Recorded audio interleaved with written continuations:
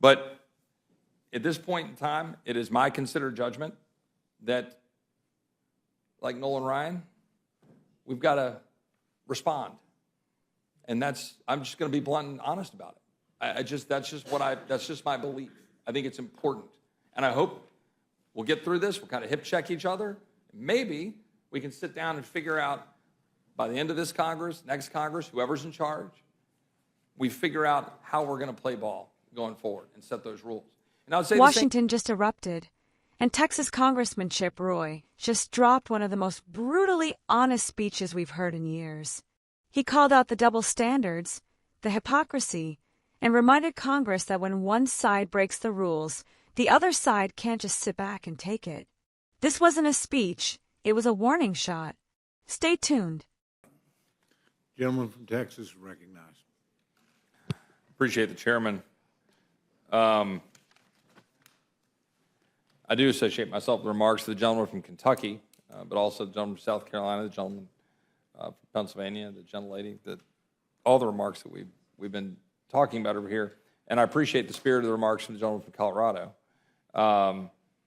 And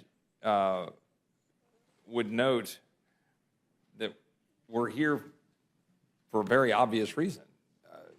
The door was opened, and now we're dealing with that.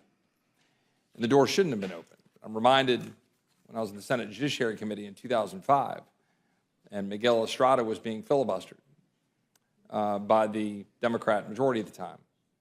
And we know why. We know this because a memo that said very specifically that he was being filibustered because he was an Hispanic conservative was found, but then shoved aside.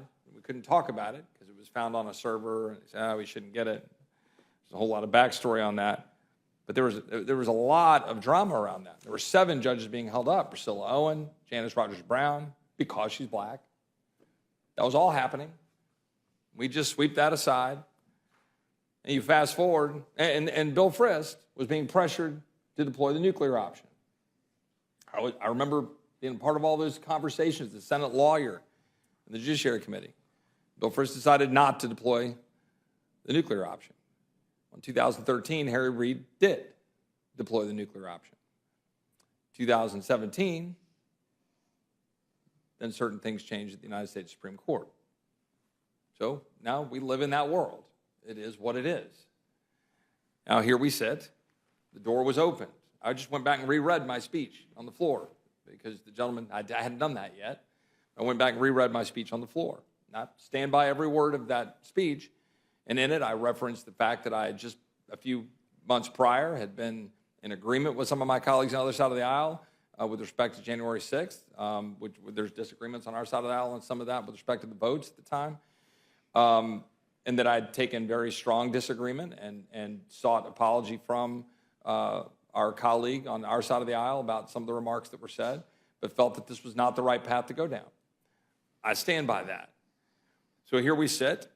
I could associate myself and do with all the remarks the gentleman from South Carolina. I have very strong disagreement with a lot of the statements that Representative Omar has made. We've covered most of them. That some people did something is the one that really sticks in my craw pretty strongly. Raises a whole lot of flags for me. I think there are a significant amount of justifications to raise issues with respect to service on the Foreign Affairs Committee, but I would not go down this road. But I'm also reminded, in August of 1993, Juan Gonzalez was a batter for the Texas Rangers and was plunked by Alex Fernandez from the White Sox. And just a little bit later, Robin Ventura came to the plate for the White Sox, and Nolan Ryan was on the mound. And Robin knew what was about to happen. Nolan plunked him. And then Robin Ventura charged the mound, and then Nolan Ryan beat the crud out of him on the mound. That's what happened. We all know that's what happened. It's old school baseball.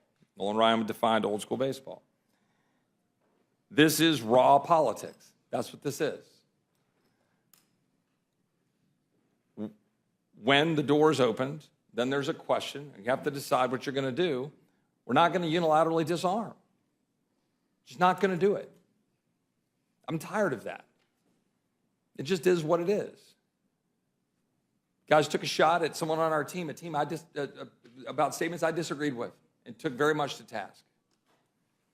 But I've got strong disagreements with Representative Omar. I would prefer, if it were just starting from scratch, I would not choose this path. I'd just say whatever stuff you all want to say. We'll say whatever stuff we want to say. Our managers will pick our team. Let's go battle it out in committee. That's what I would say. I would say that's the right place to be. But at this point in time, it is my considered judgment that, like Nolan Ryan, we've got to respond. And I'm just going to be blunt and honest about it. That's just my belief. I think it's important. And I hope we'll get through this. We'll kind of hip check each other. Maybe we can sit down and figure out by the end of this Congress, next Congress, whoever's in charge, we figure out how we're going to play ball going forward and set those rules. And I would say the same thing about open rules, closed rules, structured rules. And the ranking member could scoff. We've had X number of votes. We'll have continued debate about this stuff over time. There will be closed rules. There will be structured rules. There will be open rules. I'd like to have that debate. I'd like to have the considered judgment of the ranking member on that, and as I have debate on my side of the aisle. I'm just saying that we can figure out how to protect this institution and try to decide how to do things the right way. But in this instance, I'm going to be very open and honest about why I'm going to vote for this resolution. That's why. Again, recognizing the statements that the representative has made, I find to be highly problematic, extremely concerning, raising very serious questions from a foreign affairs perspective, as the ranking member has raised about statements made and how he feels about people being on certain committees over here. Gentlemen, I think we should, in my opinion, we should withdraw from that battle going forward and then let each manager pick their team. And I'll be glad to yield to the gentleman from Colorado. And I would simply say I appreciate Mr. Roy's honesty. I mean, and again, kind of similar to what Mr. Massey said previously, and not to belabor the point, because I think you've already conceded this, but why not emulate the same resolution that was used in the past as opposed to calling this something that it is not in terms of the due process language? That's the part that I just didn't understand, because if it doesn't provide due process, why? So, as you said, it's partisan. It's not. And again, I appreciate the honesty on that front, and obviously the past presidents that you cited and the rest. But I would. I don't want to interrupt. No. Yeah, I would just say, agreeing with the gentleman from Kentucky, putting something in the whereas clauses, outlining I think, genuine statement by the speaker on our side or whatever, saying that would be taken into consideration and viewed is something. It is something. It is not, I will be very clear, due process in the way we mean it in court. This is not a court. This is not due process in that sense. The question here is what we're going to do as members to afford each other the opportunity to speak, be heard. I'm much more in the favor of let each other speak and be heard, and then go use your First Amendment rights to go say why you think that person said something crazy or disagreeable. I would prefer to be in that space. I have no problem with that language being in the whereas clauses. I'm not going to go trumpet it as some grand amount of due process. It's something. It's something in there, and I'd hang my hat on it and say, yeah, go argue the ethics and make the claim. But that's not what this is about. I mean, let's just be clear. Ryan plunked Ventura for a reason. And I yield back. Gentlelady from Indiana is recognized. Thank you, Mr. Chairman. This debate today, it's about who gets to be an American. What opinions do we have to be counted as Americans? This is what this debate is about, Madam Speaker. There is this idea that you are a suspect if you are an immigrant, or if you are from certain parts of the world, or a certain skin tone, or a Muslim.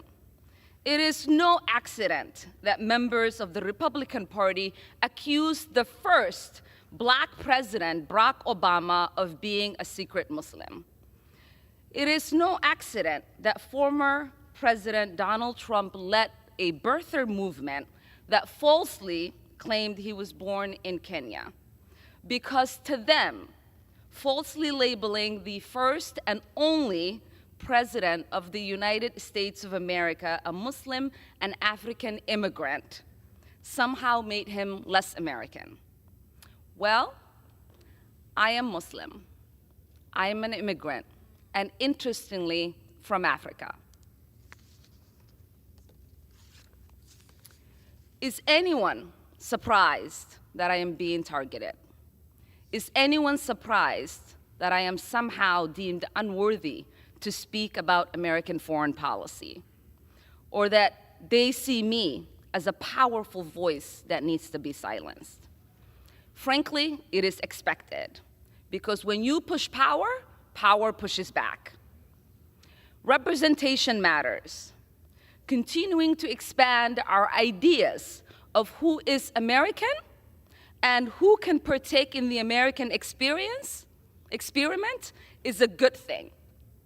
I am an American who was sent here,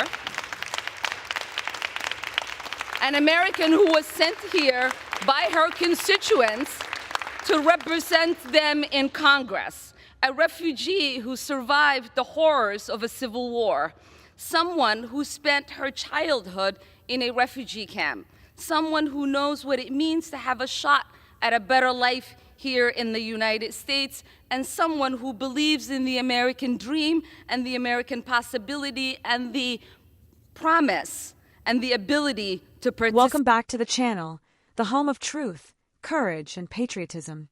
If you're tired of the lies and the political games, hit that like button and subscribe right now, because what happened in Congress today says everything about where our country is headed.